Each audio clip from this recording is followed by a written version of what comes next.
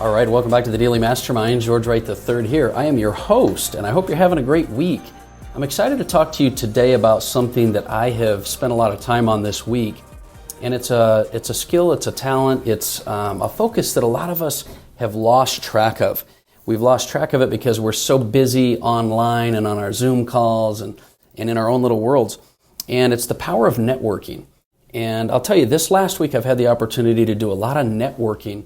And it's something that's reminded me just of the power that it can have to grow your business, to be able to grow your personal relationships and your brand.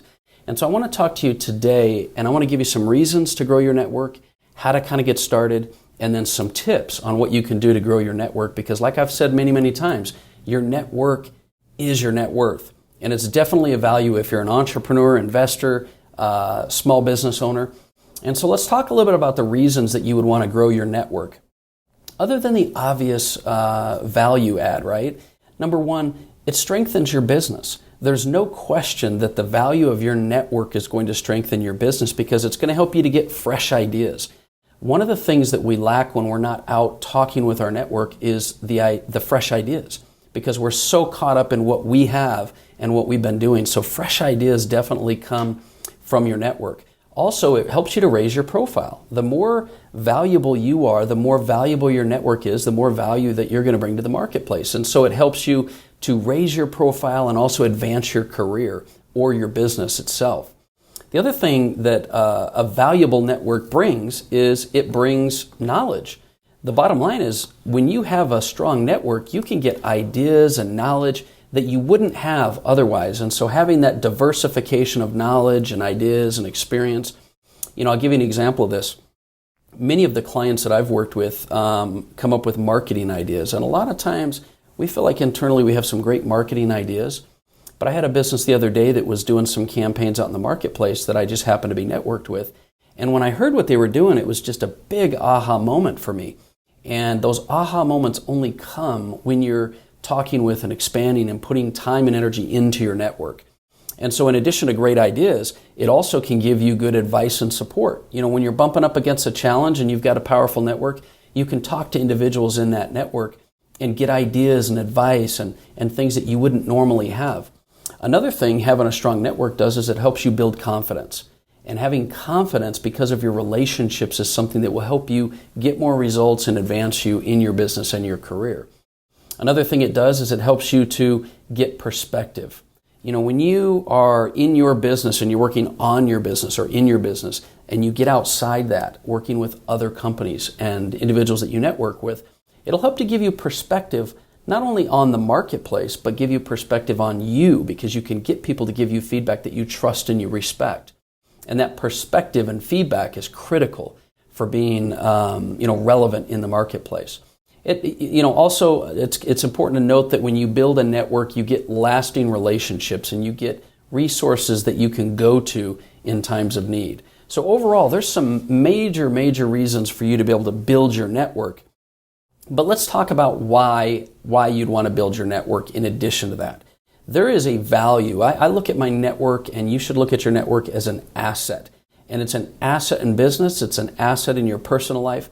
And the more you value and prioritize relationships, the quality of your life is going to go up as well. So your network is not just your net worth, but it's going to create your lifestyle. It's going to create the happiness and fulfillment that you have because you can give back. And we're going to talk about that in a minute. But where do you start to build your network or expand your network? There's some ideas recently that I would recommend, and that would be getting on LinkedIn and just going out and expanding the search of who you're looking for, and look at those connections you currently have and where they work and who they're working with to expand your network. You can look for events and groups. You can get on Eventbrite or Facebook groups, or just Google it in your area. You're going to find all types of networking events and business events. You need to jump in and be part of those and expand your, not just your perception and your perspective, but the diversity of your network as well. And the other thing is you can ask. Just ask people you know. Ask contacts. Hey, do you know of any events coming up? Do you know of any good networking events? Do you know of any good luncheons? But you've got to make it a priority. The minute you decide to make expanding the value, the asset of your network, you're going to make it a priority. You're going to start doing it. And you've got to schedule time for it, because sometimes networking can seem like an unproductive task, because one of the tips I'm going to give you is not to go in just looking for a result. You have to be willing to invest in a network to be able to ultimately be able to get a result from that.